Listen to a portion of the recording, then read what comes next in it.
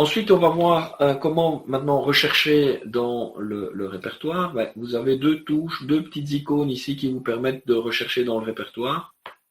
Donc ça, c'est quand vous connaissez l'endroit où vous allez, vous connaissez la rubrique. Et donc, vous pouvez cliquer ici et alors il vous affiche la liste des rubriques. Et je vais par exemple aller dans le chapitre tête. Vous voyez, je n'ai pas besoin de taper les accents, hein, donc je tape tête tout court, sans accent, et il me trouve la rubrique, le chapitre, pardon. Et ensuite, je peux taper le second niveau, je vais dire douleur. Je ne suis pas obligé de taper tout, hein. Donc ici, vous voyez, j'ai tapé DO, ben, il me trouve dodelinant et douleur. Donc ici, je dois retaper encore une lettre pour que douleur soit sélectionnée. Je fais chaque fois Enter. Et puis je vais taper par exemple matin, M-A-T. Matin. Voilà. Il m'ouvre matin. J'ai aggravation, avec aggravation ou amélioration. Donc je vais taper aggravation par exemple. Et je vais mettre pendant le sommeil. Donc sommeil. Voilà. Et vu que je suis sur le dernier niveau, il va directement sur cette rubrique dans le répertoire. Donc ça, c'était la première icône. Donc c'est quoi? On part du début de la table des matières générales du document. Ici, vu que c'est un répertoire, ce sont des chapitres. On verra tout à l'heure dans une matière médicale, ce sera la même chose. Il va nous donner la table des matières du document.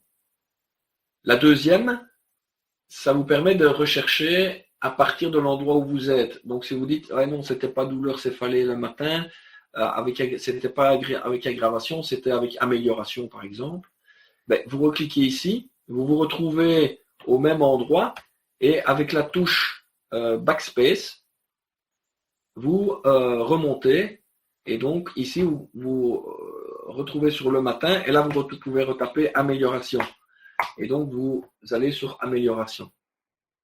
Donc ça vous permet de repartir d'où vous êtes au lieu de refaire tout le chemin tête, douleur, matin.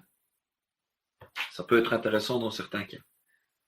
Alors, vous pouvez aussi utiliser autrement qu'avec les icônes. Donc, vous pouvez taper simplement, vous êtes dans le répertoire, vous commencez à taper simplement. Ici, je vais pousser sur la touche E, ES.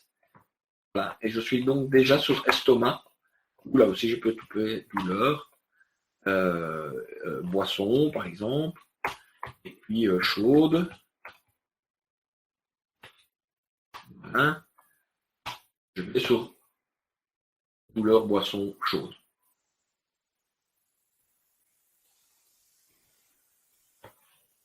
Donc ça, c'est trois manières de rechercher directement. Soit je commence à taper le chapitre directement dans mon document, dans mon répertoire. Soit je repars du début avec tous mes chapitres et je descends de chapitre en niveau 2, niveau 3, etc. Soit je pars d'où je suis dans le répertoire pour affiner ma recherche.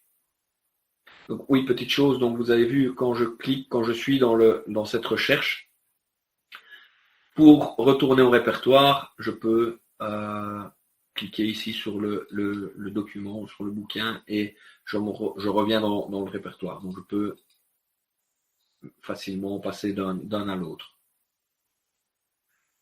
Autre petite fonctionnalité, ben, effectivement, si je suis ici, je retourne dans le F3. Je peux utiliser cette touche pour ceux qui sont plus orientés souris. Je peux utiliser cette touche pour remonter d'un niveau.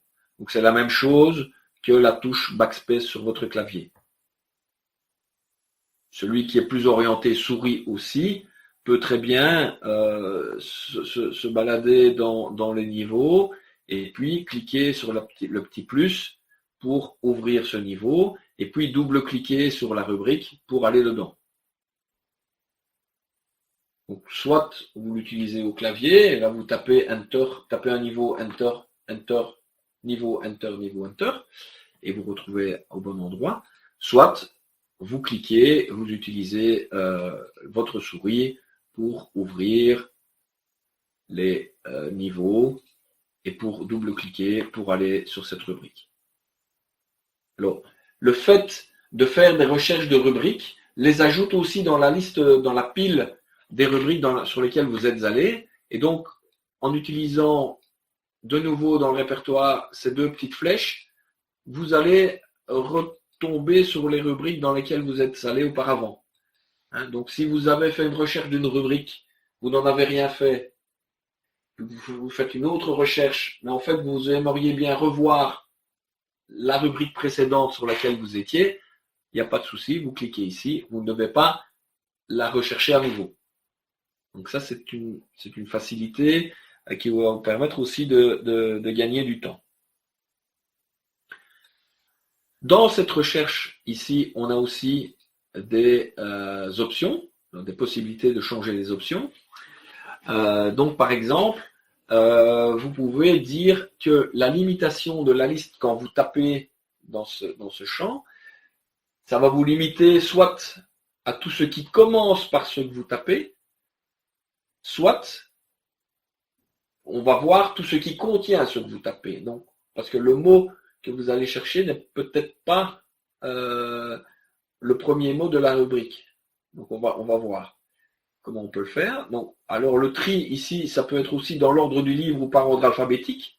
Donc, si je dis par ordre alphabétique, vous voyez maintenant mes chapitres, ils sont aussi classés par ordre alphabétique. Ça, bon, c'est à vous de voir si vous préférez l'ordre du répertoire ou l'ordre alphabétique. C'est parfois plus facile d'aller par ordre alphabétique. Bon, les autres, je ne vais pas les détailler maintenant, mais je vais simplement changer ici, je vais mettre le texte contient et je vais retourner dedans, donc je vais retourner dans mon chapitre estomac. Et puis, par exemple, je vais chercher creux. Vous voyez ici, maintenant, si je cherche creux, ben, il dit bien creux de l'estomac, mais il trouve aussi abcès creux de l'estomac, adhérence dans le creux de l'estomac, coup comme par des creux de l'estomac, comme par des coups. Vous voyez, donc là ici, il vous a trouvé plus de rubriques parce qu'on a dit qu'on cherchait le mot creux dans à l'intérieur du texte, pas seulement ceux qui commencent. Alors ceux qui connaissent très très bien le répertoire, ils vont peut-être aller plus vite en disant non, moi je veux tout ce qui commence, je veux le moins de rubriques possible. Quand on connaît un peu moins le répertoire, utiliser cette option est parfois plus facile parce que ça va vous montrer plus de rubriques dans les résultats.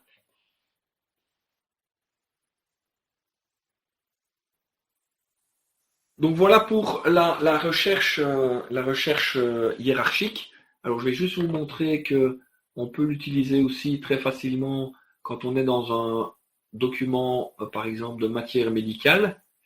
Voilà, ici je suis dans mon document.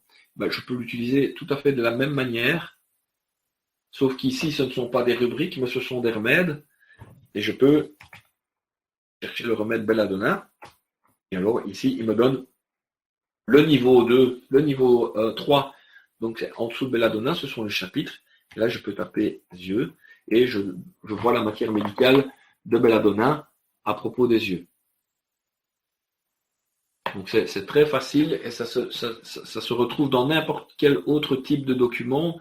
Si je prends par exemple les rapports de congrès du CLH, je vais aller ici sur le 32e. Donc, vous voyez, je l'ai ouvert facilement. Je viens ici, et bien, il vous donne les sujets qui sont traités dans ce rapport de congrès.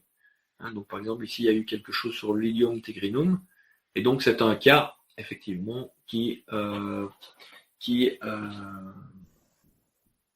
dont le libellé est, dont l'énoncé est la dame qui riait tout le temps. Vous avez chaque fois alors l'énoncé et vous avez la solution.